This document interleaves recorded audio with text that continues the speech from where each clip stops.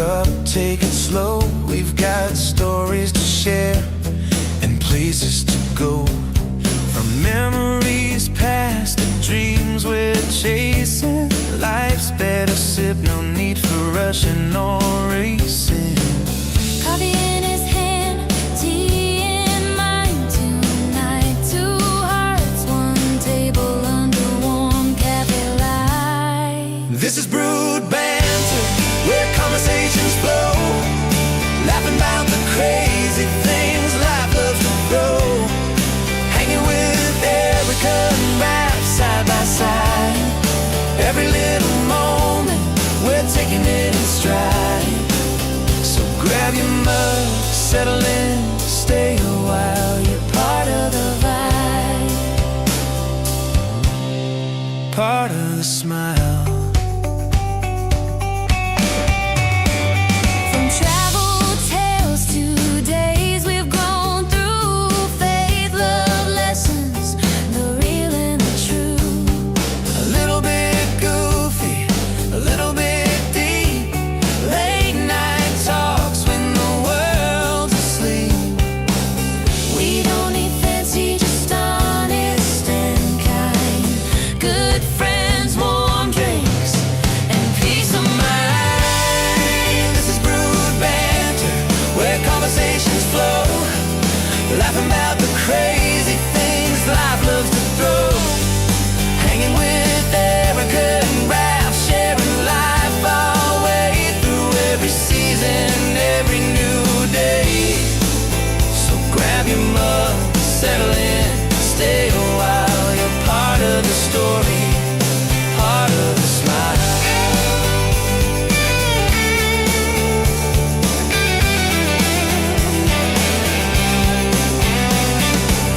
Here's to the moments we hold on to tight. The tears, the joy, the comfort of night. To fresh starts, hope, and finding our way. One sip, one laugh, one day at a time. This is Brewed Banter, Pull up a seat, my friend, where the talk never fades. and the heart never ends. Hanging with Erica and Raph, Yeah, that's the plan. just real life. Shared cup in hand.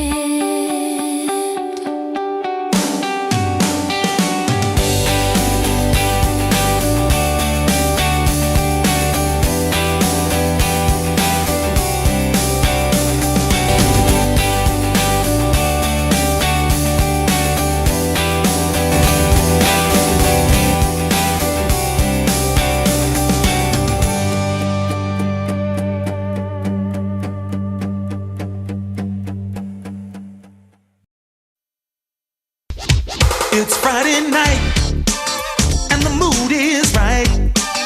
We're gonna have some fun, show you how it's done. TGI.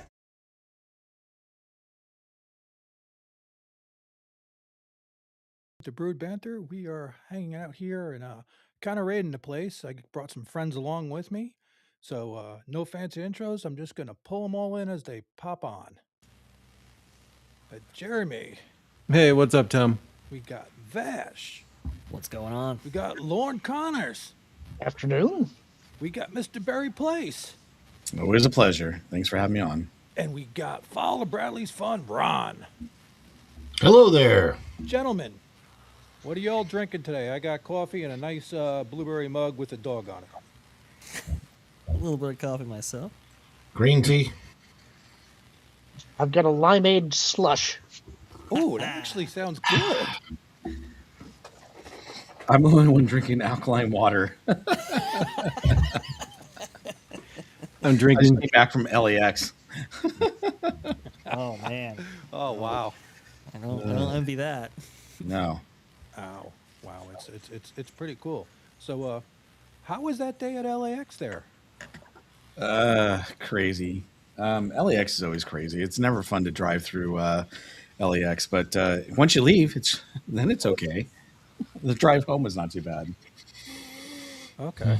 That's really good. Lorne, what's up with you guys? What's everybody up to? I mean, it's a Friday. We're raiding. We're taking over this place. Do we want to knock down some walls?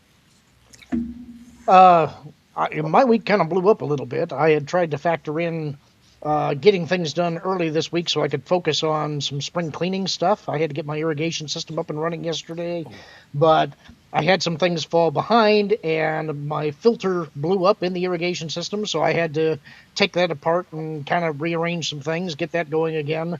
So I'm back to my normal schedule, I guess. Tonight we're doing the Lorne of the Apollo show at 8 Pacific, 11 p.m. Eastern Time. We're covering the cinema of 1983. Oh, Nice. Nice. That's cool.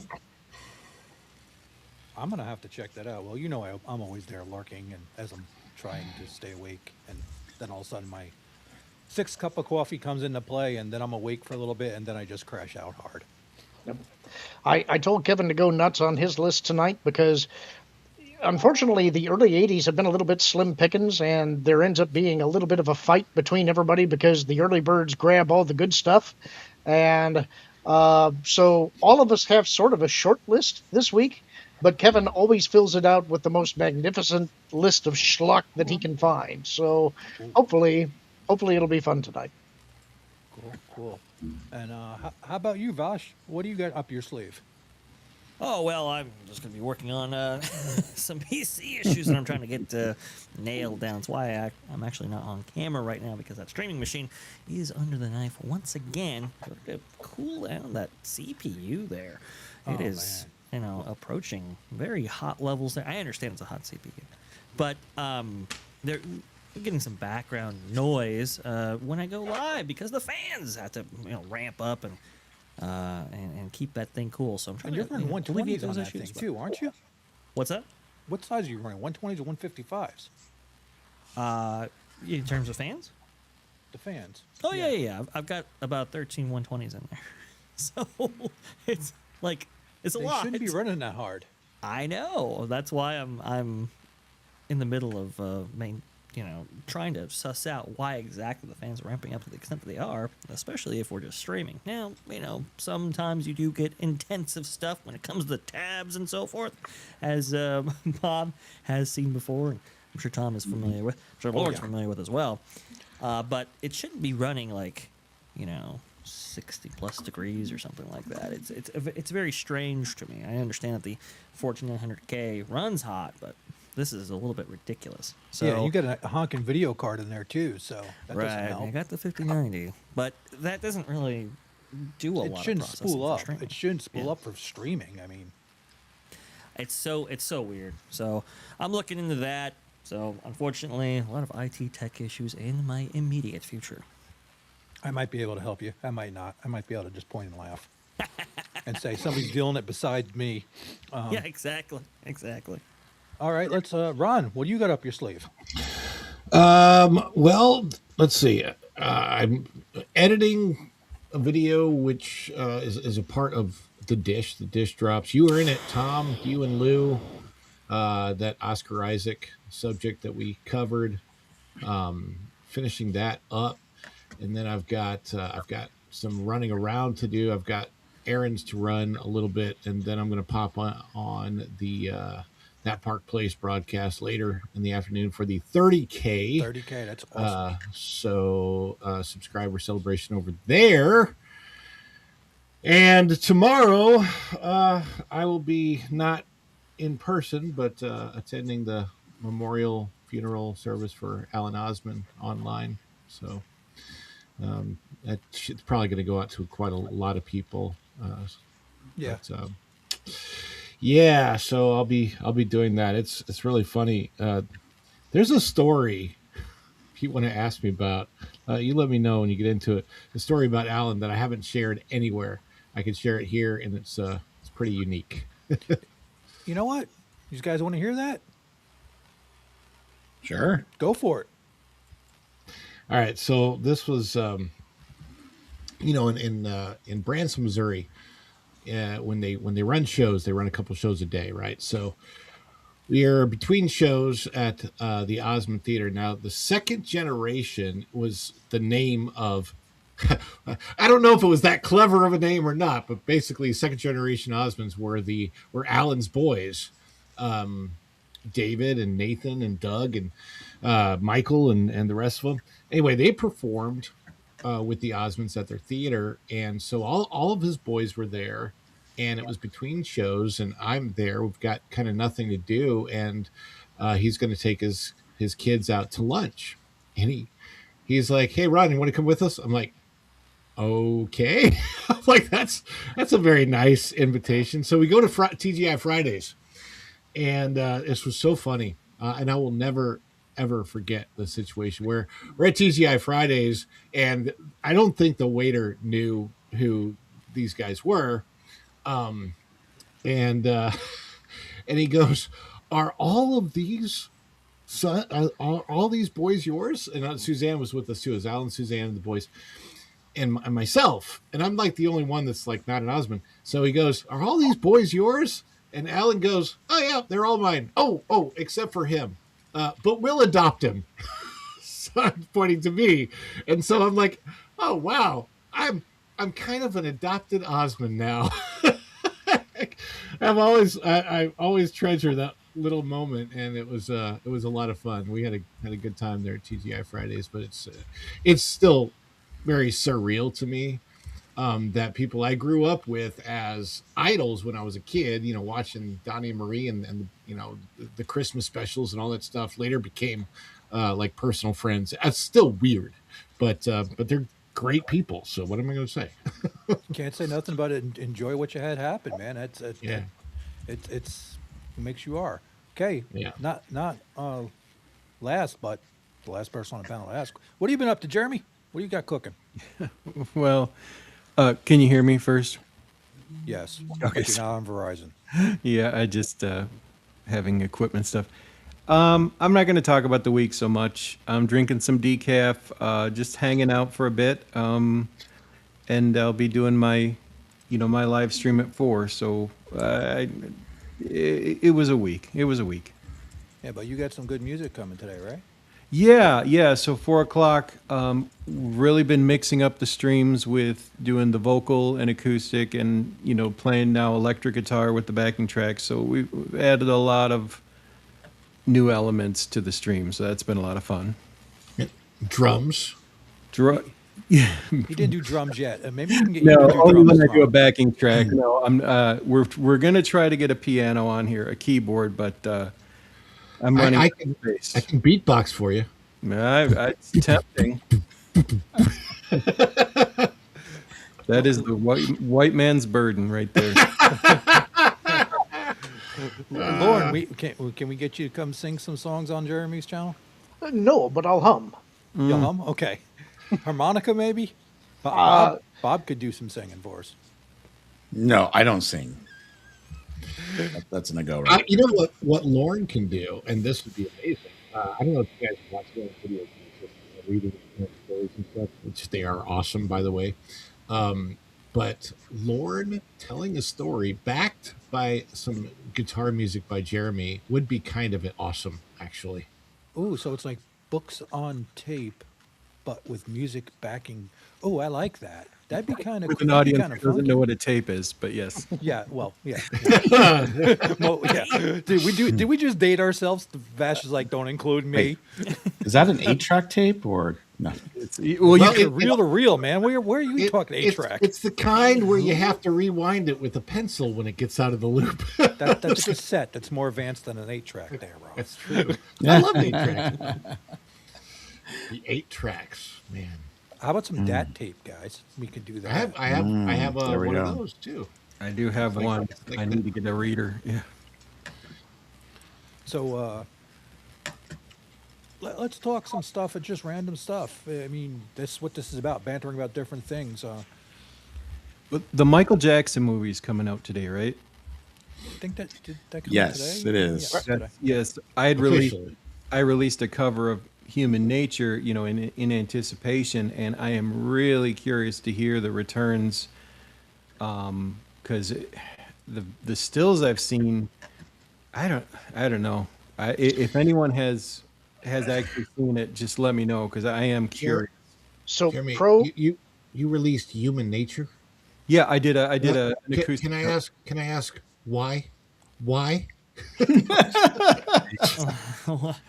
Lauren, you're With gonna the say dad jokes in something. the back.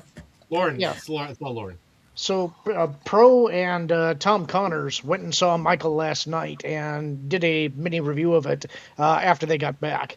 And both of them were floored by the movie. They said it's incredible. Both of them rated it an 8 out of 10. Said Whoa. that Jafar's performance was really. Basically, they said they didn't think that they could AI this, that he embodied the character of Michael in a way that they never expected. Said that I didn't realize that this was the first of a two-parter. And so it only gets you up to a certain point of the timeline, which is Right. before the really controversial stuff hits. That'll be covered in the second movie, but they do get into what a difficult life that he had under his father, how that affected him, how that made him a kind of a weird guy.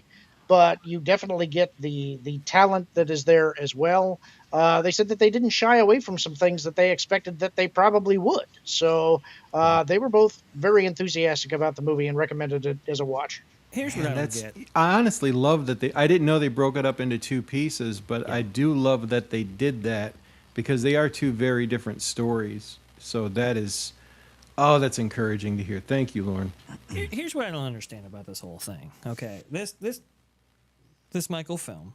I think when the trailers From first the popped stills, Michael's a very hard aesthetic. off, right? Just as a person, very hard when people try to mimic that look. So the stills, even from the Thriller video kind of reshoot, all look very, very convincing. So Yeah. I'm really encouraged that it sounds like they did a good job. I think people were largely maybe split on the aesthetics. To your point, Jeremy, but I think people have given it a chance, and it's so weird because Rotten Tomatoes, with the initial critic score that they viewed, it was like 25% I or haven't something. heard It's this now- much dead air since my wedding. What Yeah. happened? Well, Oh, I mean, wait. it moved up to like maybe 40% now because I think a lot of that based on the overwhelming positivity coming from the viewers score, which is now 96%. A lot of people raving about it. A lot of people saying, why were the critics so harsh on this? It is so weird, this film, that it's being excoriated by, I don't know, the critic intelligentsia out there versus the audience really, really liking this film. I just don't know There- why there's a disconnect here. Their take on it was that they think that the critics were looking for them to get into that controversial stuff that we didn't see in this movie. Right. And so they were looking for a particular narrative, and they were upset that they didn't get it. And their take seems to be because they didn't shy away from the stuff in the first half.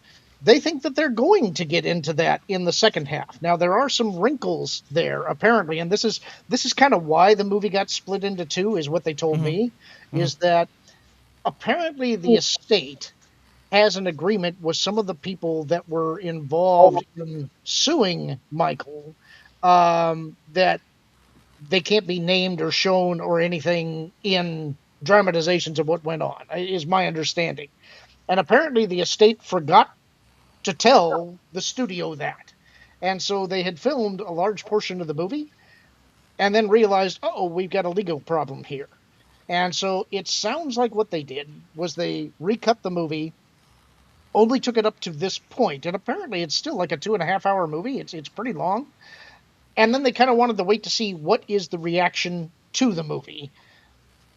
And that's what's going to determine whether or not they fully go on to Part two. doing the second half. I see. But it sounds like audience reaction, the real audience reaction, has been positive. And so I think there's a very good chance that they're going to continue to edit and put together the second half of the story, but they're going to have to massage that bit that they can't actually use. Gotcha. Okay. Yeah. Makes sense. That was my understanding too. We're gonna go see it tomorrow, me and my family, and I'm looking forward to seeing it. I think from what I've seen in the trailers, it looks like it's gonna be a really good film. When I started reading some of the reviews that started coming out, to be honest with you, I don't really care about the critics or the media, Right. they don't ever put anything in a good light typically, unless it's in their favor as they want it. But to me, it's like if they're telling his story, and it's a good story. I know that some people were also kind of critical because it's the same director that did the Bohemian Rhapsody film. Yep. And obviously things were a little bit different there for that film. Sure. But if they're doing a part one, part two, it gives them a lot of opportunity to focus on those areas that might be kind of controversial for the second one, and we'll see how they handle it if they do a part two, and hopefully they will.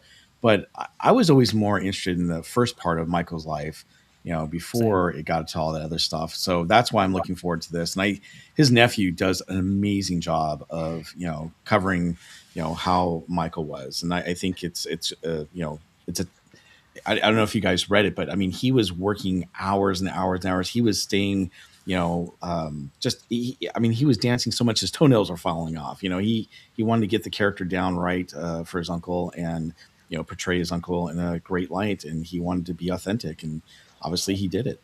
So one of the things that might interest you then, since you were interested in the first part of his life, Tom Connors is a giant Michael Jackson fan, which I didn't know before last night. Neither did I. And one of the things that they talked about is Coleman Domingo's performance as Joe Jackson, the patriarch of the family. And what Pro was saying is that, he beat Michael. He drove this whole family to be rich and famous and to ride off of their backs and all of that stuff. Right. And they said they didn't shy away from that. And Pro said that there is, and I think Tom said this as well, when Coleman Domingo comes on the scene, you start holding your breath. You feel the tension yourself. And they said it's there throughout the entire movie. It's like a taut violin string. And then when he's being charming, when he doesn't go off, you let out a sigh of relief. You have this, oh, thank God that he's not in a mood. And the way the Pro put it was that they dance right up to that line where you as the audience member say, okay, I don't want to see this anymore. They get right up to there, and then it's enough, and you get the point. So they don't overdo it, but they don't shy away from it.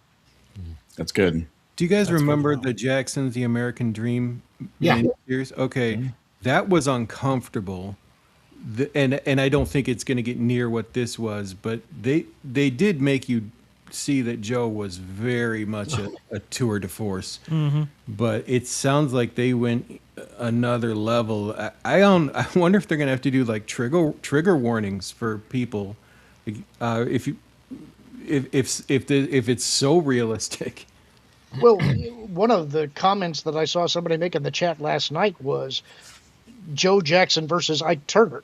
Could you imagine what that dynamic would have been? And I think it's probably something pretty similar. They had similar type personalities. The weird thing is he was accurate in his assessment of what it would take for them to be famous. And I don't know if that's a sad state of the industry or just he had this gift to see the finish line, but a very dysfunctional way of getting there. Right. Interesting.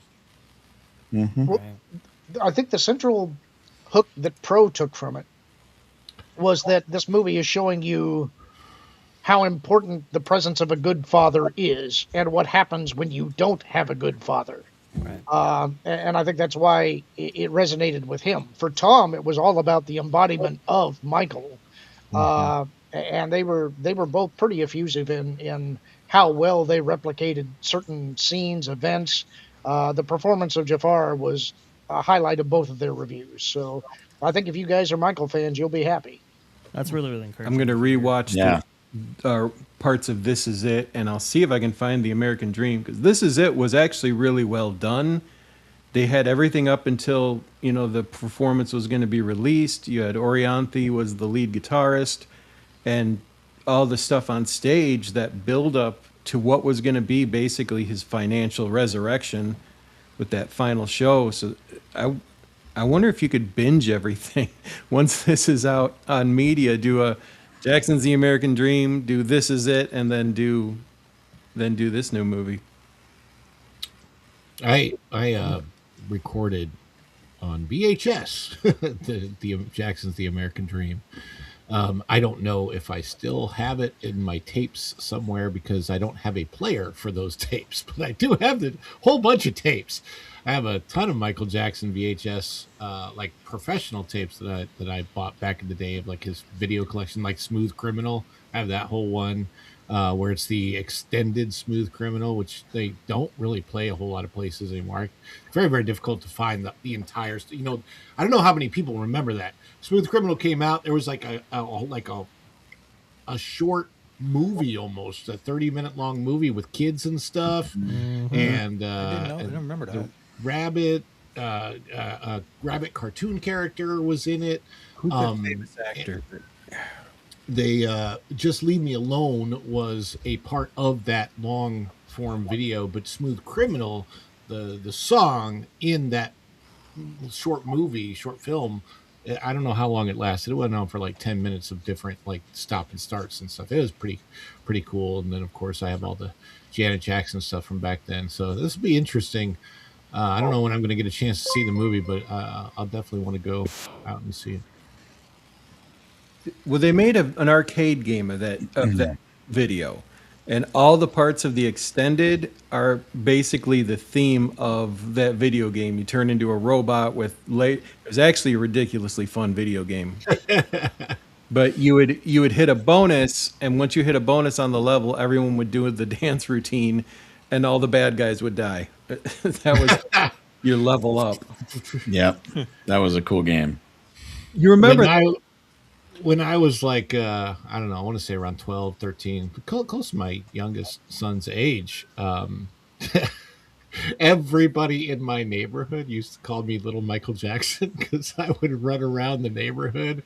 That was like the time that it was the height of his fame. I had the glove, I had the Thriller jacket. I Did you have would parachute go. pants? I Did you wear had parachute parachute pants? pants, black. I would wear the black parachute pants, and yeah, I got my parachute pants at merry-go-round. I'll never forget that. Oh man, I Um, haven't heard that store's name in ever. I worked there for a time when I was younger, but Ron, where yeah, the no, hell haven't you I was, worked? Where the hell haven't you worked? I worked a lot of places, lots and lots of places. I have a large collection of name tags and hairnets, just like in the movie. Anyway, no, it was. I was absolutely loved Michael Jackson as a kid. And as a matter of fact, when my sister brought home the Thriller album, that album cover was basically just Michael Jackson's face, like in him laying there. I did a pencil portrait of that for one of my sixth grade art projects for art class, and it was an A. So yeah, that was Nice. back in the day. It's funny because he dominated the 1980s, and then I mean, he was great in the 1990s too, but there was just all kinds of talk and chatter about what his personal life may or may not have been like. I think that we probably will never actually know, um, but there are definitely Macaulay Culkin talks about it, and is it Corey Feldman? Corey Feldman talks about it. Yeah. So Just don't try to play guitar like Corey because it's yeah. I don't. Yeah. Even Jeremy's shaking his head at that one. Yeah, if you haven't seen the video of the breakdown of Corey Feldman playing guitar, It's hilarious. it's pretty bad. It's pretty. It's hilarious. It's like, wow. I mean, there's a lot of people out there that can play. You know, Johnny Depp can play, Johnny Depp is really good. and a lot of people don't realize that. And when you see Corey go out there and he does this type of solo thing, you just can't help but laugh because you got to wonder if he's doing it on purpose. It's guitar adjacent. I don't think it's guitar.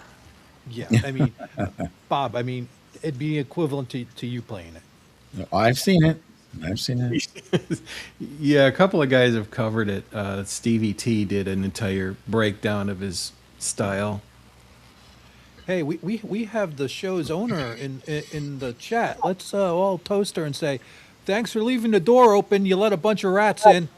They're moving anyway.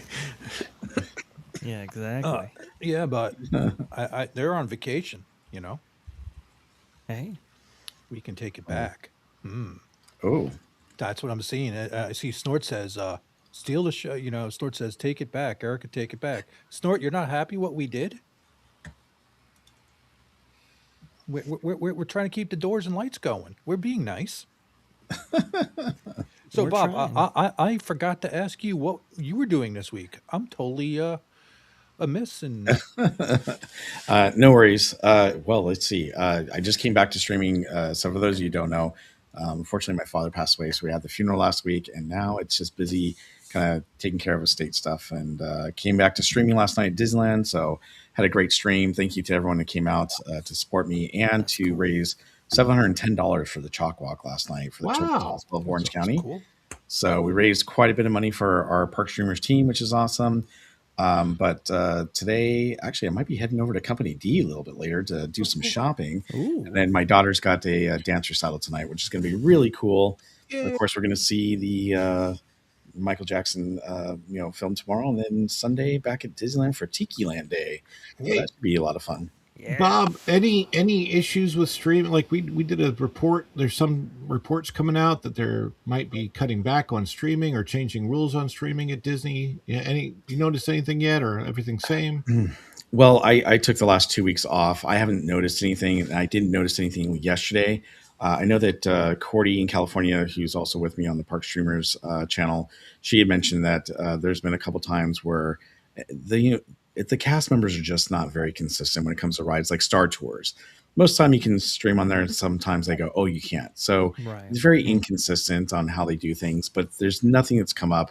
I know there's been a lot of rumors like, "Oh, well, you can't go on Mickey Minis anymore." Yeah, you still. I was on Mickey Minis last night with you just have to have a wrist strap with your gimbal, no problem. Oh, I see. I know that there's been rumors about the Incredicoaster, but a couple people like Cordy was also told she couldn't go on Incredicoaster with a wrist strap with a stationary gimbal. But then other people have been able to. So it's been very inconsistent. I just think it's a lot of people coming out of the rumor mill and just saying stuff. Unfortunately, there's a few sensational, Instagram channels and YouTube channels that focus on those things. But so far, nothing major. And some of the But if I stuff is do, I will definitely let you guys know. some of the stuff is ramped up recently with the high profile Yes. incidents, like for example Oblivion and Right. that whole thing, and the what is it, the swatting incident that took place. Also, too, Disneyland Paris has changed rules regarding its use of photography and external equipment, right? Bringing in the parks and all of that. So I think a lot of that is kind of swirling together in this witch's brew of rumor mill, as Bob has beautifully pointed out. But that's why you got to get it from the source, because I'm sure, Bob, if something was going down, you'd let us all know Oh. about it. Oh heck yeah! I would post it and let everyone know right away. But so far, it's nothing like that. It's just been a lot of inconsistencies with cast members. Right. The thing I will say about Disney, and this is what really makes me happy about that, is that they take it incident by incident, and they usually deal with that specific incident. Hey, maybe one day if a really bad situation comes up, they'll do a blanket, hey, no more streaming or doing this or that in the park. But at the moment, they've just been handling things on a case by case basis, which is nice that they do that. And you've got, unfortunately, like Six Flags, they see a gimbal in your hand in the parks, and they do not let you in. They'll escort you out to the park or to the parking lot to your car. Won't let you back in unless you make sure you don't stream, and you can hold your phone up and stream. That's no problem there. But you can't go on the rides with a camera or anything like that, and unless you're wearing like Meta glasses, and you can't really stream very well on Meta glasses. You can't record a whole ride usually with Meta glasses. It's only like what 3.5, 4 minutes long. You can actually record something. So it's going to be interesting to see what happens here in the near future with some of the other parks. Very interesting. Lauren, I want to go ahead and pick your brain real fast here, because we just got some news this morning, actually, regarding Gina Carano and an appearance that she made on a particular podcast, that being the Ariel Helwani Show. And yeah, you're nodding your head. I'm sure you know about this. So Gina Carano goes on there and reveals that she's been speaking to both Dave Filoni and Jon Favreau The quote is, "We got into a Zoom call. It was really nice. Dave is taking over as CEO of Star Wars. We didn't miss a beat. Jon Favreau got on Zoom. It was really funny. He was like, so, where do we leave off? Is there hope, Lauren, that Gina could maybe be brought back in some form or fashion? And maybe we can put all this thing behind us and maybe re-enthuse the fans for Star Wars as a whole." We actually talked about this on the stream last night after we did the Michael review, and I've been framing it this way. I have been kind of shouting into the wind for a while now that I understand the community is black-pilled, and there's a good reason for that. Lucasfilm and Disney have fallen down on the job for the last, we say 11 years, but it's really 14 because they bought Lucasfilm in 2012. When Gina settled the lawsuit last year, one of the things that they said in the statement, and I'm sure this was part of the settlement, was we look forward to looking into opportunities to work together in the future. Now, that as a statement doesn't mean anything. It's just a statement, but I'm certain that Gina insisted they include it. Now, we know that Gina had spoken to Jon Favreau at various points in the past, but I'm certain that they were precluded from speaking about anything business related because they were in the middle of a lawsuit at that time. Right. So it's not unsurprising after the settlement concludes that they would then be able to talk about shop. What is unusual is that Dave Filoni was on that call. And I have also been saying from a period of a little over a year ago, I believe, again, no evidence, this is just what I believe, that a mandate came down internally around the time that they first rumored, I think it was February of last year, that Kathleen Kennedy was stepping down. And she very quickly came out and angrily started doing these pieces in the various trades saying, no, I'm not. I'll leave when I'm ready. But when that all happened, everything in Star Wars land suddenly got very, very quiet. And all of the productions that they said were in the middle of various stages of development, stuff stopped coming out. Like And the I Jedi became Order convinced stuff and all of that. the Rey movie, the Dawn of the Jedi movie, the Taika Waititi movie, all of that stuff. Gotcha. The only two remaining projects that continue to be on the docket were The Mandalorian and Grogu and Starfighter. I believe when Kathleen came out and said, I'm not leaving yet, I'll leave when I'm good and ready, I think a mandate came down from inside saying, actually, it would have been a little bit before that. I think it was actually when they announced that the Acolyte was not going to be continued, I think was really the final straw. And somebody internally at Disney said, all right, we're not moving forward with what Kathleen's doing anymore. We're going to wait her out until she leaves on her timetable. And then we're going to reevaluate and determine what we're going to do. And for the last year, they've been prepping for what they're currently doing, quietly beginning to reintroduce the original trilogy characters into Galaxy's Edge. They know that the 50th anniversary of the release of Star Wars is next year. They're focusing all of their advertising on the original movies. You're not hearing a peep about the sequels. They have a number of tasks that they have to do. The problem that they have is there are two things, if they want to fix Star Wars, that they must do. One of which they can't really do. The other they can, but they have been reluctant in the past to do so. The thing they can't do is jettison the sequel trilogy. Right. The thing that they must do is bring Gina back in some capacity and restore the original trilogy characters in a way that satisfies the audience. I think that they've been stuck knowing that we can't jettison the sequel trilogy. We can't give the fans what we want because that window is past. The surviving actors are too old, and not all of the actors are surviving. So they can't give us the Thrawn trilogy. So that leaves the question, what do we do? And I don't think they have a good answer for that. So to me, The Mandalorian and Grogu and Starfighter are kind of an A-B test. One relies on nostalgia and proximity to the original trilogy for its fan base, Starfighter's a different beast. It supposedly references none of the other material. It's a standalone story, but it takes place in the sequel trilogy era, and it's relying on Ryan Gosling for star power.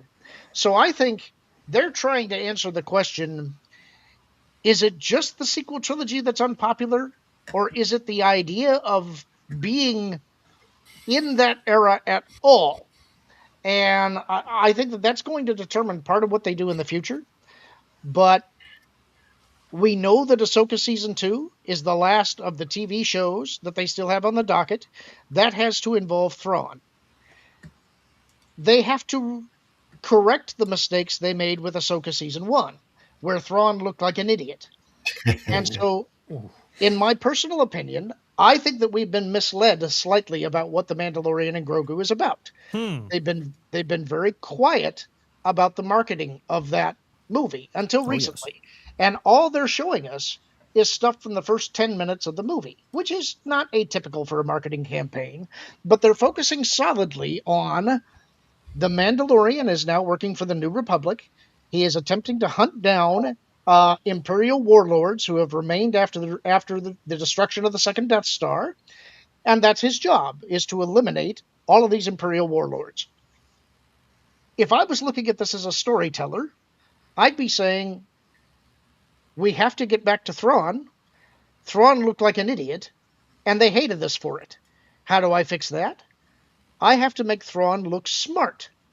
So if I was Thrawn, returning to the galaxy from the end of season 1, and I came back to a galaxy where there's all these Imperial warlords that are making a lot of noise, the first thing I'd want to do is eliminate them. I would want them to go away, and I would want to require their resources. And I wouldn't want to put my own resources at risk to do that. Right. So what I would do is, through the Hutts, I would start leaking information about where the Imperial remnant leaders are, feeding that to the New Republic, letting them take them out, acquiring their resources, adding them to my own, and then making my strike on the galaxy. Also, why aren't you writing for Star Wars instead of these buffoons? Right? the other thing is, before they sacked Gina, they were setting her up for her own TV series that was supposed to be the Rangers of the New Republic. Right. And the idea, initially, Favreau had scripts that were written for a season 4 of The Mandalorian. People think that The Mandalorian and Grogu is those season 4 scripts, but that's not actually correct. What he has said is that all of those scripts were written, but they were written with the idea that people had seen the first 3 seasons of the show and were familiar with the characters. The job of a movie is different than the job of a TV show. And he has to write a movie in such a way that if you've never seen a Star Wars movie, you're coming in fresh, you know nothing about it, you're not going to be lost. You can just jump into it, and this can be your starting out point for this Star Wars story. It will still reward people who know the extra stuff, but you don't have to know it. And what he said was a lot of the stuff that was in season 4 got moved to Ahsoka season 2. So I think Thrawn is hanging out in the unknown regions. Rangers of the New Republic was supposed to be about New Republic marshals essentially roaming the less settled areas of the galaxy, trying to tamp down on Imperial warlords and such. If they were going to bring Gina back in, she could be the one who could stumble upon Thrawn. So what I expect, I don't think she's actually really going to be in The Mandalorian and Grogu, but it wouldn't surprise me if at the tail end, suddenly they get a call from her saying, there's something going on out here in the unknown regions that you need to know about. And that is the trail that leads into Ahsoka season 2. Right. Wow. I mean, I will Post-credit say, scene. if Gina was featured in these trailers, then everybody would be talking about it. I think right now is this diminished enthusiasm for Star Wars as a whole is kind of rubbed off on Mandalorian and Grogu, and we're just not seeing the reception from the trailers and promotional material that we should be seeing. That's most unfortunate. And I do believe, right, Rangers of the New Republic, a lot of those ideas were folded maybe into season 3 of The Mandalorian and Grogu, and that's why it was kind of, shifted around when it came to focus. My feeling on season 3 and the Book of Boba Fett as well, I was thinking about this recently, is that I actually don't think much got folded in there. I think they sort of made a lot of that up off of the seat of their pants because um, the firing of Gina threw all of John's plans kind of into disarray. Right. There was a 2 to 3 year delay between season 2 and season 3. But one of the things that I questioned, and this is kind of why I'm thinking this way, is that for season 1 and season 2, they released art books. And for the other shows, they also released art books. They did art books for Rogue One. They have a new one coming out for Andor season 1 and 2, all of that stuff. They never released one for The Mandalorian season 3. They never released one for the Book of Boba Fett. They do have one coming out for The Mandalorian and Grogu. It'll be released in November. And what they say is it's going to have selected artwork in it as well from The Mandalorian season 3 and the Book of Boba Fett. And I got to thinking to myself, why would they do that? Why would they not release those art books, but then include some artwork for this one movie? And the answer that I came up with is because they didn't have enough artwork to create a book. They had to essentially replan everything. I'm sure they had artwork for what was originally intended for The Mandalorian season 3 and the Book of Boba Fett. But when Gina was gone, it altered their plans. And I think a lot of that shows, especially in the editing of the Book of Boba Fett. Interesting. I got to say, if so much was lost for me when what happened to Gina happened. In what was it? Was it all the way back in 2021? I think it was, right, when she first got fired. It's right after the finale of season 2, right? And I don't know how many fans are like me. I really don't. I mean, maybe I'm the only one, but for me, bringing Gina back would be a huge, huge mend of fences that would actually get me interested again. I probably still won't watch Acolyte because I have not yet. Lauren, I didn't have to sit through it like they made you do, but like it would go a long way.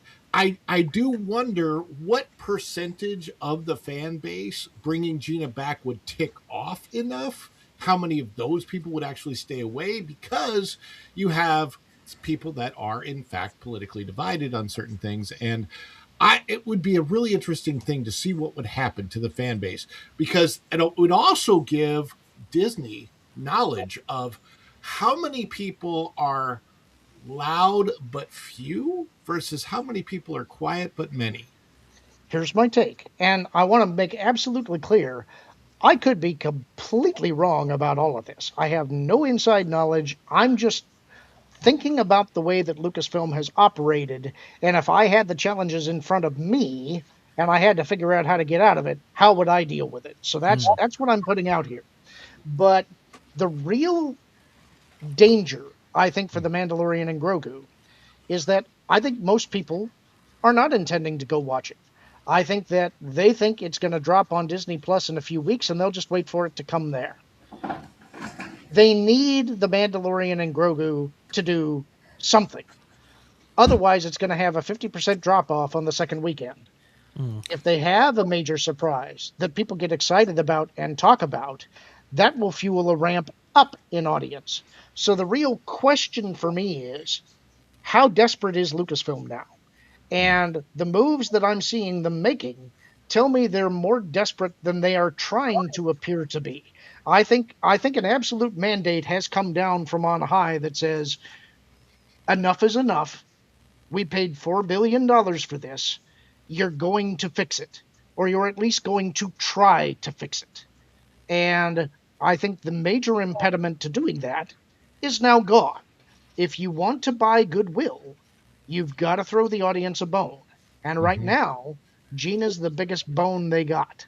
Well, one thing's for Hold sure. on a second, There's guys. Give me 1 second. Jeremy, you got to leave? Oh yeah, I gotta get Sorry. ready for the stream. No, you're fine. Yeah, I gotta bolt and get set up. All right. Catch you later, man. Where can people find you? Over on Strings and Pucks, I'll be live in an hour, and that's pretty much where I hang out, man. All right. See you later, brother. Bye. All right, see you guys. Thank you so much, Jeremy. Sorry for And cutting. Well, it. no, you're I good. I got to go after this, but I do want to say one thing, and this is important. please. They can bring Cara Dune back with one simple line. Somehow, Cara Dune returned. Well, did they say anything when they removed her in the series? I don't remember. Sort of. There was a brief line in season 3 that indicated that she was off, presumably with the Rangers, but that she was Yeah. not on Navarro. They didn't kill her off. No, They they did just not. gave a very vague explanation for why she wasn't on screen. So that means they left an opening to bring somebody back to play Yeah, that character. Precisely. And probably were trying to figure out who that character would be besides her back then. That's how I'm looking at it. You know, Another thing to think about when we're talking about the timeline of events here is that when the news came that Kathleen Kennedy was going to be leaving, that she denied, it was immediately after that that the lawsuit was settled as well. I think that this is again why I think that things started coming down internally. You're going to fix this because everything went quiet. We had been hearing rumors, we'd been hearing leaks, we could see activity, and then nothing. And to me, that says somebody inside said, Kathleen is leaving. There's a new sheriff in town now. You now have expectations. We're going to pivot. And they have quietly, very quietly, for a year, been preparing for the pivot. We are seeing the very beginning parts of that right now.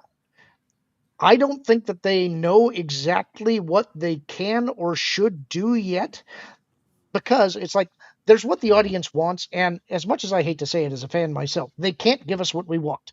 It would be impossible to give us what we want. So what they have to do is figure out what can they give us that would be acceptable to us and get us excited enough to give them another chance. I by no means think that they're going to succeed, but they're at least trying, and I'm willing to give them credit for that because they weren't before. I'll add this in order to lend credence to your argument there, Lauren. I think they are keeping a lot of things secret for various reasons, and it's very interesting. And I think the idea of getting the Huts involved, well, it might explain some of the imagery that we've been seeing from promotional material, but also too, Bob, to bring it back to the parks a little bit here. I thought it was very unusual how Disney made this big thing. I think it was D23 2024, where they said, "Hey, we're bringing Millennium Falcon Smuggler's Run, a new mission, right? And we're gonna overcome a lot of these issues that you've been having." And I think Disney Tourist blog actually had a nice breakdown of some of the stuff that they're doing, like bringing in Grogu, having the engineer handle that position, also too having them select where the mission actually goes from from the midpoint. I do believe there's a whole bunch of things that they've revealed about this, but one of the things that they said was this wasn't coming out until May 22nd, which I thought was really weird because the issues plaguing this attraction have been well known and well documented for the 6 years it's been around, or 7 years it's been around. And so it's like, why wouldn't you want to bring this out immediately? And the only thing I can conclude is that this is a very conscientious effort to not only incorporate Mandalorian and Grogu, but also too, if it's going to feature references to the movie, which that's why they've chosen this date, is so it can be simultaneously viewed when the movie's out. Then you're keeping back a lot in order to make that movie and its plot lines and so forth very, very significant. And so, Lauren, to your point, I think they are keeping some stuff back in order to do some much more substantial things when it comes to story. Go ahead, Bob. And Yeah. to be fair, that's a risky strategy. The smart play would be, we've got to let people know they need to see this. But I think that the brand is so damaged that they feel they can't do that. True. They've actually got to let word of mouth be organic. And again, that's all assuming any of this is right. We could be completely wrong. It may be just a fun adventure movie and that's it. And if we're that's just the all case, speculating. That's it. Yeah. I want to cut in real quick. We got two people that want to bounce. I think we got Ron wants to leave. So here's your outro, Ron. Where can everybody find you? And then Bob's gonna be next. Well, no, And actually, I'm going to stay for just a little bit. You're gonna stay. Okay. follow the Bradley's Fun on YouTube. Pretty easy to find there, and then I'll be on that Park Place sometime during the 4 to 5 o'clock hour, I think, and for their 30K celebration. And cool. I've got another video coming out probably later today if I can get it finished. If not, it'll be tomorrow on Star Wars. As a matter of fact, talking about Oscar Isaac and what he had to say about adding in that line very, very last minute. All right. And with that, I'll see you guys soon. Ciao. See you later on. All right. See you, Ron. Ron's great. Go ahead, Yeah. Bob. Awesome. Okay. So I was going to say, the thing that really bothers me, is that they had said, "Hey, we're going to bring out the Mandalorian Grogu on the Millennium Falcon Smuggler's Run in 2025." And then, of course, they were like, "Oh, we're waiting until 2026." And of course, it was because of the movie. Okay, no problem. But I was always disturbed because in the beginning, when they launched Galaxy's Edge, it was supposed to be 3 different missions that you could choose from, or it might be just random that you would get. And I thought that was a great idea. And they only stuck to this one. And while the one mission is, it can be fun. I mean, it's so done and over with. They should have had new missions sooner. And my understanding was they had the other 3 missions done. They just didn't, release them. And so when I finally, realized, okay, it's coming out this year, this is great. And then I don't know if you noticed, and we were kind of talking about this in the Park Streamers Hangout last week or this past week, but they're not doing Season of the Force. It's like, what? You're not doing Season of the Force? Yeah, that is weird. Right? It's always been Season of the Force this time of the year. And it would seem to me that this is a great thing to say, oh, Season of the Force, and we're doing this. This year, it's like, nothing about the BDX droids. Oh, we are going to bring the original trilogy characters. So we're going to have Darth Vader and the Imperial Stormtroopers and Leia Organa. And by the way, it's not Princess Leia, it's Leia Organa. It's got, Han Solo. Oh, okay, cool. So we got and Luke Skywalker's coming back. So that's great. I'm looking forward to that. And they are going to separate the characters. Okay, cool with that. To me, though, it was like, oh, we're going to do Space Mountain, Hyperspace Mountain. That's coming back too. And we're going to, change some things for the shops, like Black Spire Outpost is going to be the new shop taking over the First Order Outpost shop. So they're going to have some new items. Plus, Galaxy's Edge has gotten really old. Doc Ondar's has nothing but, just tired and merchandise that they need to, exchange and change out. Right. Same with, the marketplace. They really just need to start swapping things out. And I'm really excited to see this change, but this change is like way long overdue. And I think would have been really cool if they could have done this. And I'm sure they just didn't want to do the cost, but how cool would it have been if they were able to change Rise Resistance to, something about the Rebels instead, Rise of the Rebels or something. That would have been cool if they were able to exchange Kylo Ren for Darth Vader and the Stormtrooper helmets, if they'd have to exchange a whole Stormtroopers themselves, but it would have been really cool if they were able to do that. To be fair, I do think that there are additional changes that will be coming to the park. I don't know when, but I think there's going to be more extensive set redressing. Yeah. I think so too. One of the other things that I think we should be keeping an eye on is, and this may be another reason that is pushing the pivot. The narrative that they've tried to run this entire time is that the people that were against the sequel trilogy were just a vocal minority. But if you remember, I think was it last year? It would have had to have been last year because it was the anniversary. They put Revenge of the Sith out in the theaters again. Right. But it was just for a limited engagement weekend because it was going up against one of their more recent releases. And they didn't want the box office of Revenge of the Sith to overshadow whatever their other movie that they had coming out was. Next year is the 50th anniversary of A New Hope. They're doing a restoration of that movie, and it's the non-special edition version. Ooh.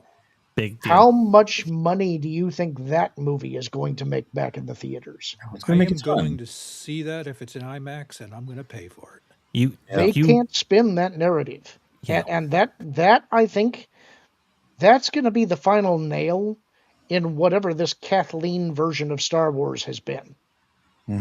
Well, going back to, because I think to make the point about the Mandalorian Grogu, because like Vash, I was thinking, hey, so season 4 is coming back. Oh no, it's not. Oh, that's okay because we have Smuggler's Run coming back. Oh wait, Smuggler's Run is not having the new movie until around the actual Mandalorian Grogu movie. What? Right. May 22nd? Really? But I think it's because they want to see how the original trilogy characters do and whatnot. They didn't want to, incorporate the Mandalorian. I think they wanted a clear understanding. Okay, this is what we're doing, and then here's a Mandalorian Grogu film. We're going to release it a little bit later. That way, they can get a sense of what people are really into it. Now, Mandalorian Grogu go into the actual, eventually the trilogy and whatnot. But I think that they're just trying to keep it separate. But I think it's a mistake on their part. I think they should be releasing it a little bit sooner, because right about the time the movie comes out is when they're probably going to stop doing the original trilogy characters in Galaxy's Edge, because they haven't actually given a full timeline of when it's supposed to end. But usually it's the end of April to the beginning of June. So that Do you would maybe play right think? into that. Do you maybe think they actually took scenes from this new Mandalorian movie and put it in for the ride, and that's not why they're not doing it? They're not releasing it right now. It's possible. It's possible too. That could be it as well. But I am looking forward to seeing what it's going to be like, and I think it's going to be a nice addition to what The ride's not a bad ride.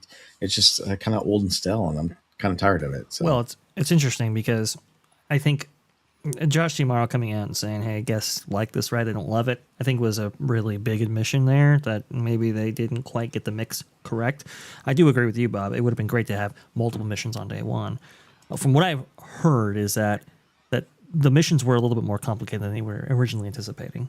Also, too, that this was at a time when they were trying to cost cut a little bit. So not only did we have a lot of characters and entertainment that was cut, but also too that might have involved the missions as well, which is most unfortunate because we know the potential of that ride, what it could be. It just didn't really quite live up to it. So I'm very interested to see what they do with this obviously new mission and everything like that. Hopefully it re-energizes fans, because even though you might see wait times associated with the East Coast version of this attraction, West Coast, with so many annual pass holders, people coming back over and over again, we've seen that line diminish to like 15, 5, 10 minutes and so forth.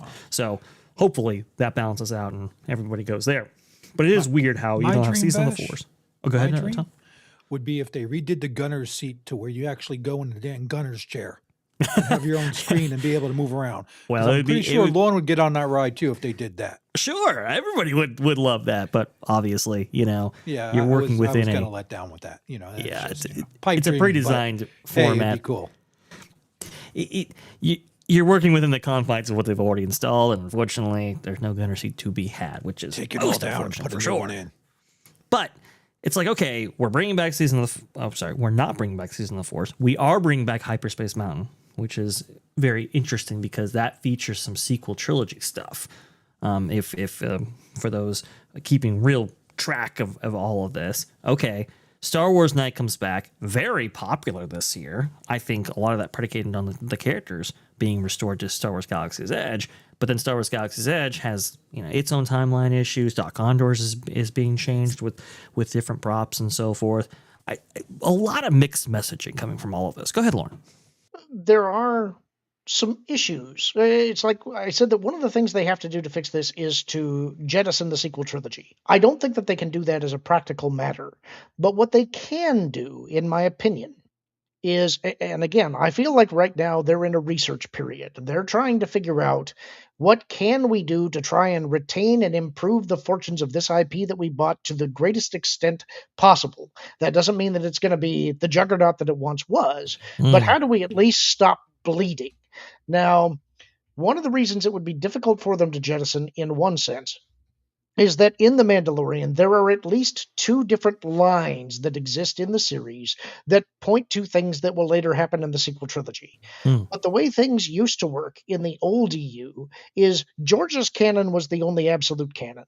And then you had the EU materials, which would be the games, the comics, the novels, all of the stuff that we came to think of as Star Wars as it expanded.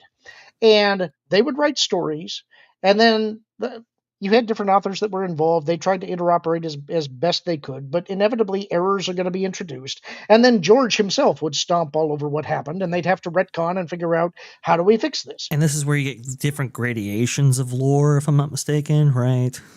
Yes, but a lot of times what happened is that if something just became unsalvageable, you would have something that would essentially overwrite it, and so a lot of it was not as cohesive as people tend to think of it, with rose-colored glasses.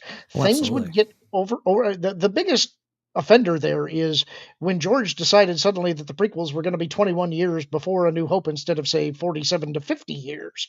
That caused some glaring dating issues for not only the Thrawn trilogy, but also the A.C. Crispin Han Solo trilogy. It caused all kinds of problems with Right. timelines. People will say, well, you can't do that with the Disney canon because all of it is supposed to be of the same value. It's all considered canon. It's like, really? Nope. Dave Filoni has stomped all over the comics and the novels that they've already published. It's why they're not selling anymore. Everybody got the message that none of it counts because Dave's just going to overwrite it himself. Right. So I think the smarter move is get back to the timeline closer to the original trilogy, redirect some of those story seeds that you planted in The Mandalorian and the Book of Boba Fett, and instead have them bear different fruit. What you do is you don't come out and say, we're getting rid of the sequel trilogy. What you do is you just gradually overwrite it and route around it over time until it's sort of kind of forgotten as this weird thing that happened that we don't talk about anymore. It's the old Klingons in the original series that don't have the bony head plate. It's like, what are those guys? We don't speak of them. That's right. There's a reason for that. Well, okay. So, do you think there is a time in which you maybe have like this alternative timeline take place, in which you have, in these years this timeline was relevant, but now going forward in this kind of almost multiverse kind of thing, you go off into a separate timeline in which you maybe don't speak or reference the sequel trilogy. Does that happen? I I think right now is the most critical time for Star Wars since George Lucas sold it. I think Absolutely. they have a year to figure out what are we going to do, and they have to execute flawlessly. The only thing that gives me hope here is Jon Favreau. This is the guy who created the MCU. This is the guy who knows how to do this kind of storytelling. This is the guy who was doing that kind of storytelling until Kathleen sabotaged him. He's the one that's going out and doing all the promotional work for The Mandalorian and Grogu. It's not Pedro Pascal. It's not Dave Filoni. It's Jon Favreau.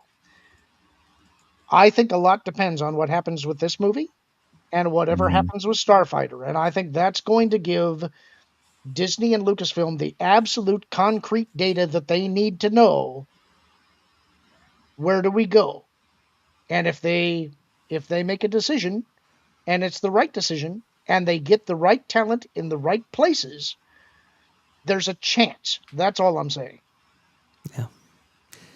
Really, really Crazy interesting. how this was such an amazing franchise and it's just gone down the tubes.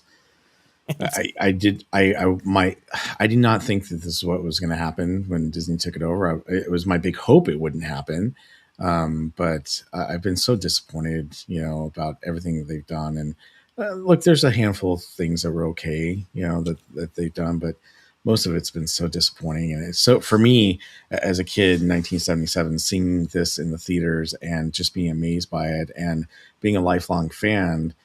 I've gotten to the point where, I remember when the sequel trilogy came out and The Force Awakens, okay, whatever. Rogue One, I really enjoyed that. But by the time, they started coming out with the other films, I was just like, the trailers came out, I was like, I don't really care. I don't want to see it. I want to make I want to make clear I'm not reflexively an anti-Disney Star Wars guy. Right. There are actually some things that I think Disney did in some ways better than the old EU. I have no problems with The Mandalorian season 1 and 2. Season 3, that's difficult to paper over. That's a problem. But I think if they want to rescue it, they can't jettison it. They got to figure out a way to fix what they broke there. That's maybe in some ways the most difficult lift. I think Rogue One can stay. I think Andor can stay. I actually kind of like Solo. I have some problems with Solo, but I don't hate the movie like some people do. Most of the rest of the stuff, I think, actually needs to go. I'm not a fan of Ahsoka season one, but I don't think we're getting rid of Ahsoka, and I think Ahsoka is actually going to be part of the rescue plan. So we'll see. Shogi in chat brought up Obi-Wan did the most damage. I don't agree Mm. with that. What do you say, I, guys? I yeah, go ahead. Go ahead, Lauren. I'll let you start first, and then I, I'll chime in. Yeah, I'll chime in as well. Did the most damage? No. No, I don't No. think so. Did damage? Yeah. Obi-Wan had the same problem that the sequel trilogy did, which is that they were just relying on the names. You know, they thought that Star Wars fans would come to anything with Star Wars slapped on it. They didn't have a plan. They didn't have a good plan. They didn't have the passion for it. They wanted to push whatever their particular message was without thought as to they didn't want the audience they had. They wanted a different audience. Right. And Mhm. they were catering to that audience. And that is what has damaged the foundation so badly. They deliberately drove away the customers who made Star Wars what it was because they didn't like those customers. Well, Which is now they are bleeding heavily enough that they've got to figure out a way to bring them back. right, which is weird Right. because I think The Force Awakens was an attempt to bring in just about everybody, especially the people who remember Star Wars for what it was, whilst trying to set up a new audience, right? Of course. I think the thing that did the most damage was certainly Last Jedi, and then everything kind of falls from that. But they had a redemption period with The Mandalorian and Grogu. I think everybody was like, you know what? Not so bad. We're getting back to this. We're getting back to what was good about Star Wars. Right after season 2, everything falls apart very rapidly, right? Because you have Gina Carano and that whole thing. You have Mandalorian, Book of Boba Fett that comes out that really does some damage, and then you have Obi-Wan and all of that. But by the time Obi-Wan comes out, a lot of that damage has already taken place. Yeah, I agree. So when I had seen Obi-Wan, I saw the first 2 episodes at Star Wars Celebration because they did a screening for it. And so I was like, okay, this looks kind of promising, but I'm not holding my breath here because, they've done some pretty bad stuff. And of course, as this show went on, what really hurt me is that they damaged the Obi-Wan character. Yeah. They, focused on, Leia being so important to, Force. What about Luke? I don't understand why they focus. Well, I know it's Kathleen Kennedy, but it really, really bothered me, and I felt like they were just destroying the characters that I enjoyed watching over the years. And so, by the time Obi-Wan ended, I was like, "Ugh, that was just a piece of Right. junk." Oh, Good I one. was so upset. In fact, I gotten from Star Wars Celebration. They had like these limited edition cereal boxes for Frosted Flakes. I collected a couple of the boxes. I'm like, throw those things away. I don't really care anymore. I would just Have- really bother me. And then the other thing was too, like Vash said, by the time they did Obi-Wan, there was a lot of damage already being done, and it was really, really disappointing for me. When I really just stopped caring about Star Wars was Last Jedi, because Luke Skywalker. When I was a kid, I dressed up as Luke Skywalker for Halloween. He was my favorite character. In fact, he's still my favorite character, in the Star Wars universe as far as Same. the heroes go. And to see his character destroyed like that and ended the way it happened, I was like, oh my gosh, what were they thinking? And I know they were going, she was going in a different direction. Ryan Johnson wanted to try to do something different, but you don't take a character who's beloved and then destroy that character. Look what And they did to Han. well, yeah. Look, Hans, Harrison Ford's been I'm wanting sorry, to be but killed off for a long time. well, I'm not But worried. But what I'm saying is, it's like, okay, you figure Luke might be getting taken out with the lightsaber just because he's the Jedi. You yeah, didn't expect Han to get it through the chest through his own kid. no, You I guys, mean, look, Go huh? ahead, Lauren. have you guys seen the trailer for Trials of the Master? I don't think No. so. No. Okay, so let me tell you about this because you may want to check it out. There is a guy who actually did visual effects work for Lucasfilm on Andor, who was not happy about Obi-Wan. So he has been taking the Obi-Wan series and recutting it as a movie and correcting it. He's making he's inserting Luke back into the story. He's redoing most of the visual effects. He's color correcting the footage. It looks like he may actually fix the Obi-Wan story. It's not out yet, but it has an excellent trailer. So I would advise you, if you're interested in it, the cut that he's calling it is Trials of the Master, and it's his YouTube handle is Pixel Joker 95. But he did work with Lucasfilm. He's got the chops to pull something like this off. Yeah, I'm just reading about it right now. It does look and sound like it's going to be a good thing. That does look pretty Actually, promising right there. I mean, that's the most unfortunate thing about all of this is that the fans are usually the ones to make, great stuff better than maybe what Lucasfilm has had on offer. And that's the thing. I've really, when Disney announced that Bob Iger had cut that deal with George Lucas, I was actually very optimistic because I kind of understood. Okay, look at the history. Look at Marvel and how it flourished under Disney initially, anyway.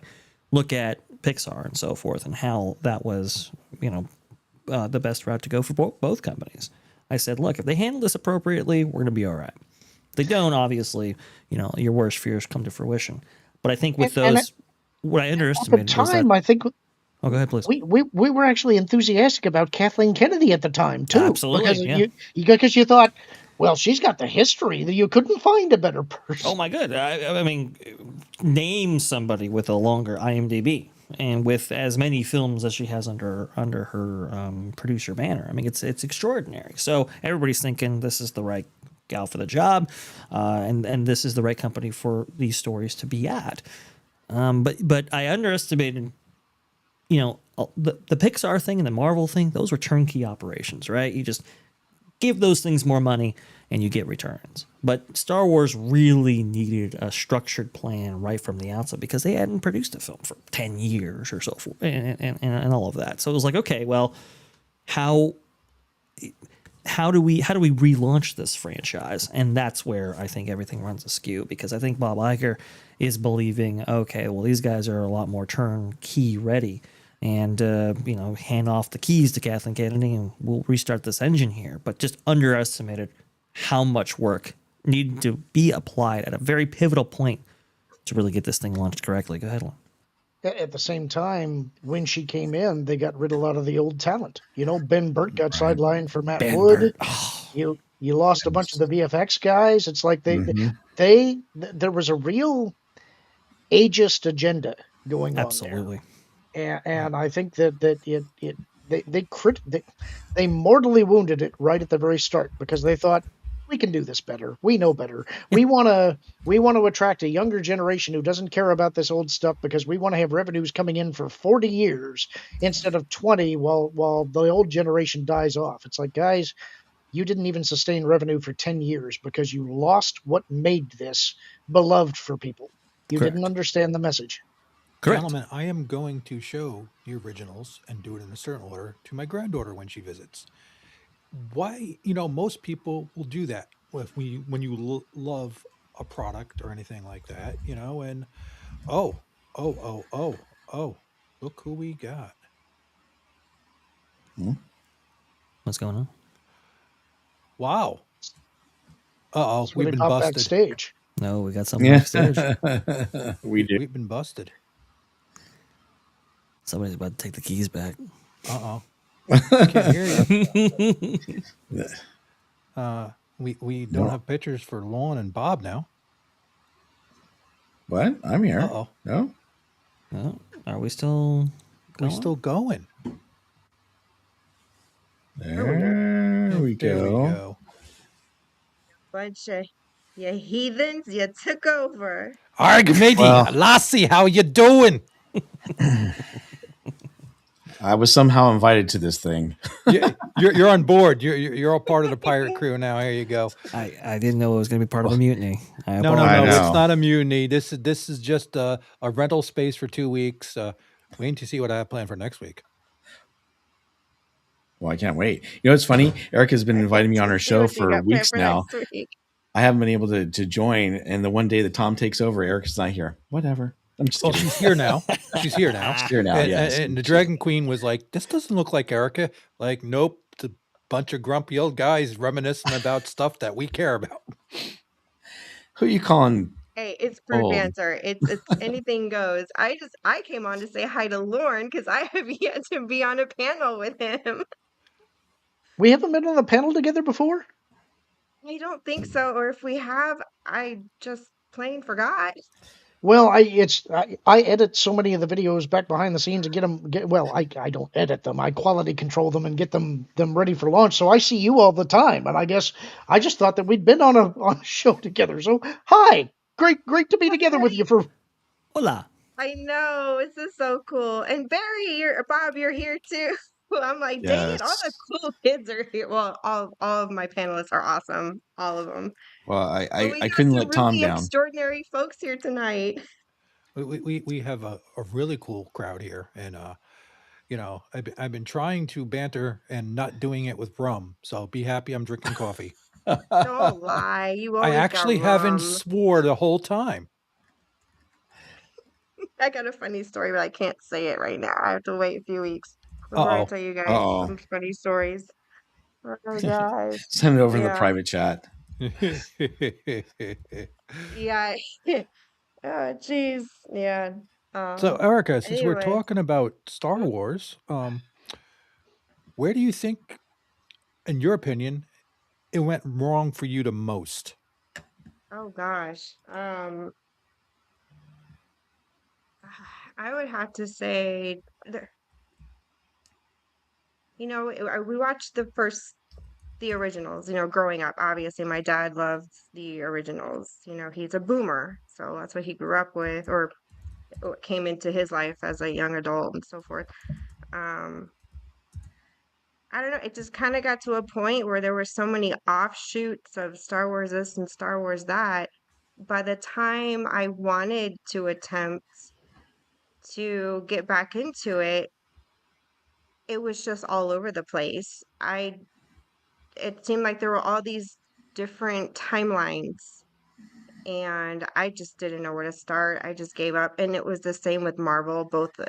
Everything just got so convoluted, and as a mom and a housewife, and I'm juggling real life, I didn't have time to sit down and just dissect all these different storylines and then piece together how they come together cohesively, if that makes any sense.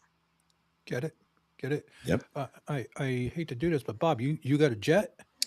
Yeah, unfortunately, I got to get going. But thank you so much for having me on, Erica. I hope you're enjoying your vacation. Lauren, always great seeing you, and Vash, of course. But I appreciate the invite, and hopefully, I'll be able to get on here a little bit more now that things are a little calmed down with situation with my dad and everything. So, Absolutely. I'm so sorry about your dad, Bob. thank you, Erica. I appreciate that. Yeah, Bob. All right. Well, hey guys, if you want to follow me, you can follow me over at Berry Place 28. I'll be streaming again on Sunday over at the happiest place on earth. It's Tiki Land Day, so we'll be covering that and all Ooh. the activities going on. So it should be a lot of fun. But yeah, come and join me, have some fun, and help raise some money for the Children's Hospital of Orange County, because we're definitely trying to raise money for that. So thank you so much for hanging out with me, or let me hang out with you guys today. And I hope you guys have a great weekend. Love you, Bob. You too, Babe, I'm Bob. praying See for you you later, and Bob. your family. Thank you. I Good to really meet you, Bob. appreciate it. Thank you. All right. Bye, guys.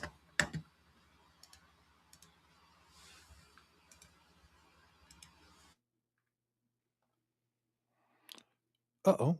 I put the wrong person away. No, you didn't. No, you didn't. You did that on purpose. No, I didn't. Did Yes, I? you did. Maybe. Yes, you did. Nah, I wouldn't do that. Oh, Never. maybe I would. I'm Never a touch a pirate. pirate. A virus life from me. Hey, I've been Oh, trying to goodness. rebrand as a dog metal band, okay? The pirate thing, I want to keep that on down low. Hmm. Well, you just kind of said it on air. Yeah, I know. That's the whole thing. On low, but not on down low. Yeah, I know. It's being a play on words. I'm just being a little bit strange. Uh-oh. Do we lose him? Yeah. I don't know. I saw that too. Are you still there, Vash? It's a very sad Cyclops. Yep. Oh, Yep. You know, now maybe you say that, maybe I'm I never going to unsee that. yeah, that's happened a few times to me in my life. I can't hear him. I don't know. Did Did he he get say kicked anything? offline? He might have. Oh, he was talking about that overheating CPU. I wonder if he hit a temp limit. I th- Oh maybe no. that he was on a different machine. I thought. Is he back? I can't. All right, am I back now? Yeah, Yeah, you Yeah, I can hear you are. now. Okay, tried enabling some noise cancellation. Your audio sounds good, but you look like Lauren said, a sad Cyclops. I guess so. Wow, I don't know what's going on here. I have no idea what happened. You touch something behind the scenes and everything goes haywire. But Well, I've been trying to highlight chats the whole time, and I forgot where the heck they put the comment barrier. And I'm looking for it. I'm trying. I'm like, okay, if I hit the wrong thing, I'm not. Yep. All right. it's all a very different animal than StreamYard. So it's very interesting. Anywho's, it tracking the history of all of this, tracking the history of obviously Star Wars and these franchises, what we love so much, has been really interesting, and I'm so glad that Lauren is here to take us through this.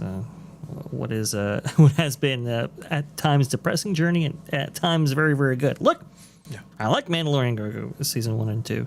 I even gave parts of Book of Boba Fett a chance, but man, it's just been a lot of misses than hits, especially in the Acolyte era and so forth. Go ahead. The promise of the coda of the season finale of The Mandalorian season 2 with the Book of Boba Fett was not lived up to in the actual season. Had they given us what they promised in that coda, everybody would have been happy. Sure. Instead, they gave us remorseful Boba Fett decides he wants to be a mayor of a small Tatooine town. This is That ticked me off so bad because I'm a big Boba Fett fan. Well, Lauren, did I ever show you the custom holster I had made? I got to send you pictures of that before all this came out. And it's like, that don't even get me started. Don't even get me started on that one. I almost threw the remote through the TV screen when I seen that. this is a large part of the reason why I believe that Favreau was ultimately sabotaged with the firing of Gina, because the promise of what Boba Fett was going to be was right there. Yes. And what we got in that show, and even the Boba Fett reveal in season 2 before we got there, when he shows up and takes care of business on Tython, that is not the Boba Fett that was in the Book of Boba Fett. Right. And especially as you get closer and closer to the finale of that season, the effects start looking dodgier and dodgier. The decisions that are made by the characters make less and less sense, especially Boba in the final battle. I am convinced that massive on-the-fly corrections had to be made, and that's why we got what we got. I mean, the speeder bikes and just The Vespas, I just can't. The Vespas. It just goes off the rails so quickly and so fast. It really is bizarre, but it all happens within quick succession, and it's just really good. That spinning gun guy in that end battle. Oh man, it's like there's a moment. It's like, what are we doing here? Come on, guys! Nobody thought this was cool. And can you imagine? Can you imagine being the actor that's got to do that? You're going to be in a gun battle with Boba Fett, and you're sitting there in this ridiculous, somewhat cyberpunk themed outfit. But you're thinking, I'm going to look cool. I'm going to kneel down here behind some cover. I'm going to take aim. And the director says, I think you should spin. What? I don't think I heard you right. If I were getting paid millions of dollars, I'd do whatever the director says too. It's like, did you say spin? Yeah, let's try spinning. That's a good trick. In a gunfight. In a gunfight. That's what you take away from Phantom Menace. With projectiles that are coming, actually, that are laser projectiles. What, they're going light speed at you? So, Lauren, this is where the fun begins.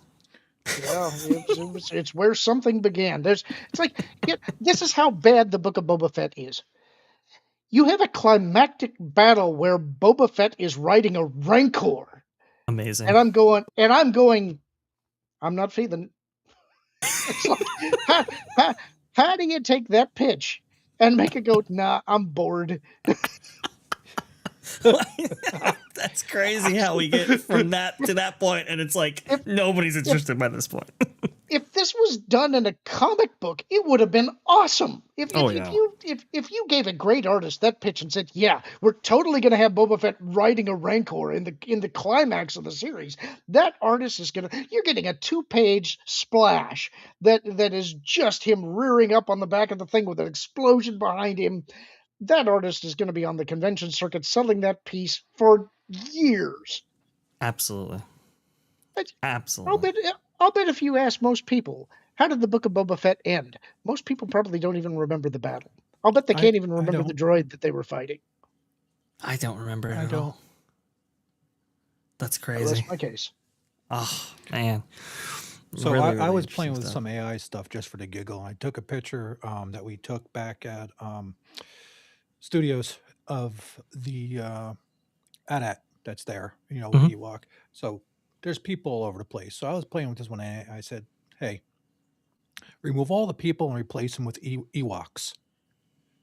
It came out hilariously funny because Uh-oh. it's damn near good and it looks better than most of the stuff I've seen coming out from them for effects wise. I got to send you all that picture. It was kind of hilarious. I was like, wow, it did this good. It didn't give me any problems with it. It didn't say you can't do that's copyrighted. It was like, nope. Well, it's an offline AI. So yeah, it was kind of interesting. Yeah, there's been some good stuff with generated by AI. Obviously, the limitations of the technology, people get really fixated on that. But in terms of quality of Yeah, storytelling, it's just fun. Yeah, It's yeah. just fun. It's like, hey, I got a bunch of people who are doing all selfies and stuff. What's this going to do with Ewoks? Is it going to make them take selfies? That's what I wanted to see. Yeah, you have Wicked over there holding a phone up to its head. That'd be kind of comical. that's funny. That's funny. Yeah. Eric, are you still there? Yeah, I'm here. Okay. Just enjoying my vacation. Yeah. So That's Away just from not you me. guys. Well, It's don't funny. say it like that. so that's I'm just like, she's probably on a sandy beach someplace. She's hiding her location. She ain't sharing the rum, guys. She was supposed to leave a crate of it for us. And I'm So, not sharing the tequila. oh man, You heard about that story about Disney and their use of AI internally. I guess they put out a yeah. report in which listed that one of their executives was using AI to the tune of 460,000 prompts within I believe a 9-day span, which was What? like, How is that what? literally impossible? What? Did he tell an AI to go ping another AI and ping another one at the same time? Right. That's the theory. The theory is that he was using bots in order to assist with his AI prompting, but it was still one of these unbelievable revelations that they were prompting as much as they were. And I think even in the article that brought this out, I think they had one guy on the record saying, "Yeah, they're enthusiastic about this stuff now, but how long will this last? Because even the token maxing and the costs associated with it must be extraordinary." Go ahead, Lauren. Bear in mind, there are only 86,400 seconds per day. And so that's that's one prompt a second for about middle of 5 days, What could you possibly be asking? I'm afraid to know what he was asking. I was gonna say he might be in a And you know that relationship from an with IT AI, sec, right? Lauren, think about it for a second. It's like, do I really want to be the poor sob who has to review that log? No, I no. But you'll probably use AI to do so. Yes, you would. yeah, that's It's ironic. like, hey AI, can you scrub these AI logs? Thank you. And the AI comes back, I quit. It was just so extraordinary. There's a I'll go ahead and send you the maybe I can share my screen because maybe people might not actually believe this, but here you go. I got the story right here. This is from Business Insider.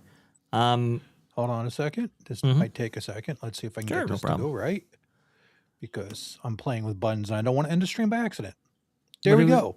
yeah, it was just so extraordinary to hear something like this come out. And clearly, Disney is implementing the use of AI. To what extent, we don't really quite know just yet. But then we've heard Imagineering utilizing an AI system they have called Jarvis, in which they're now pseudo providing research materials to Imagineers in order to go through the treasure trove of 70 years of Imagineering history, which to me signals that clearly they've seen that they have an institutional memory problem, having gotten rid of so many long-term talents, like what happened with Lucasfilm back in the day.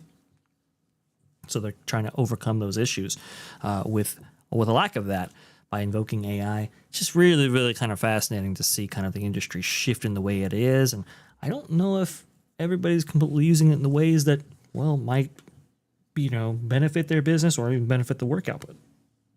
Yeah, there's going to always be people abusing it because they don't understand what the tools actually can do and limitations and stuff. And I Right. mean, 460,000 times in 9 days. It's insane. I mean, it was extraordinary. My brother happens to be in the top 1% of all Chat GPT users out there, and I didn't even come close to these kind of figures. So I mean, I'm not. You all know I use AI for a bunch of stuff and have it, but it's like I'm kind of blown away from that, and it's kind of it's like weird, it's like wow, that's just mind-boggling. I mean, and I want to know what the costs associated with that that stuff that's is. that's what I'm thinking. It's like, Lauren, you have any idea what the cost would be for that many token uses? I mean, No, but that's what I was thinking when you initially brought this story up, is that clearly somebody didn't care about the budget that much. Right. I mean, it's no, it's like, hey, we're going to cancel your season. Why? Because well, the executive just ran enough AI bill up to cancel a whole movie, or TV show season budget. That's just bizarre. Business Insider says tracking AI usage has led to a so-called, quote, token maxing trend, where software engineers compete with their peers to maximize their AI token usage when using chatbots. However, there's been a debate in the tech world about whether to incentivize high token usage given the associated costs.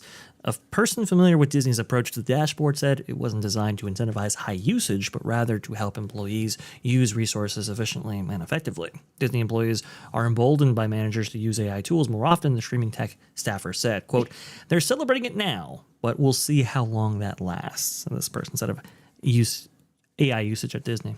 Good. That's I'm just blown away. There's an irony here in that we have sort of regressed in a way back to an earlier time of computing where you were dealing with mainframes and dealing with vertical slices of time. That's essentially what all of this is. Right. And is one of the reasons why I have more misgivings about AI and cloud computing than I think most people do, because this trend in this direction, I believe, is intended to try and do away with personal compute, which is why I'm strongly supporting what Valve is doing with SteamOS Right. and getting more, let's say, more out of older hardware by eliminating bloat, getting I you agree with off you on of the that. Windows plantation. I agree with you that one. We've talked about that, offline, and I agree with you on that, and that's why I have my AIs are the ones most of them I'm using are now LLMs locally, and so that's we shall see where everything goes. Mm-hmm. We can only wish for the best, but I'm about to basically call it a stream just because we got a friend of mine starting up, and I like to support him. But let me outro everybody. Let's start with Lauren. Where can people find you? Tonight we'll be doing the Lord and the Apollo show at 8 p.m. Pacific time and 11 p.m. Eastern Standard Time. We're covering the cinema of 1983. It's part of the series that we've been doing on movies of the 80s. So if you like that kind of thing, join us there. Awesome. And Vash? Awesome stuff. Lauren always produces really, really great work. Definitely check him Lauren, out. Lauren and Apollo. Lauren and Apollo is amazing, and when he starts going off and the banner between those two, these guys crack me up at night. It's hilarious sometimes, Good and stuff. especially when you have your other guests pop in. Yes. Um, we are going to be doing some amazing stuff over there in Vash Sky Parkcast. Tomorrow, we're going to have our members only stream, that being Vash and Vixen, talking about Bat Day at Disneyland. And, well, at Disneyland, they used to have the Phantom of the Opera. As crazy as that sounds, it's even crazier when you actually look at the historical record and the footage related to it. Very interesting stuff indeed. Also, too, going over Disney, or what is it, Weddings by Disney, and how they're leveraging the Haunted Mansion and its associated IP in order to sell, marriage packages, or I should say wedding packages and so forth, and the costs associated with it. I think it'd be kind of fun to go over. I'll also be on That Park Place's 30,000K stream. That should be a whole lot of fun. I don't know how long I'll actually be there for, but it should be very, very cool. And of course, we always stream to the public over there in Vash Sky Parkcast every single Wednesday at 2 p.m. Eastern and every single Thursday at 7 p.m. Eastern. So definitely check us out. I think it's a really, really fun show. And Tom, thank you so much for having me on. Thank you for showing up. And me, I'm on my little channel, TJ Magnifique, Tom F. I'm kind of modding everywhere. Let's see, Pro Show, your show, Vash. On Erica's here, helping her as a producer and stuff. And I'm like a bad rash. I'm everywhere. That's not wonderful to say, but hey, it's true. Bad pirate. Bad pirate. Like that bad penny. That Always keep said, showing up. I'm gonna say see you later, and here we go. Thanks.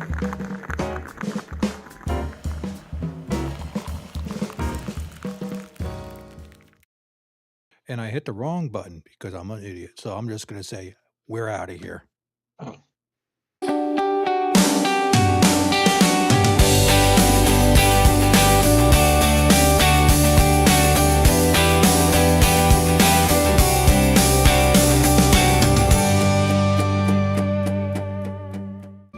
Sorry, folks, park's closed. The moose out front should have told you.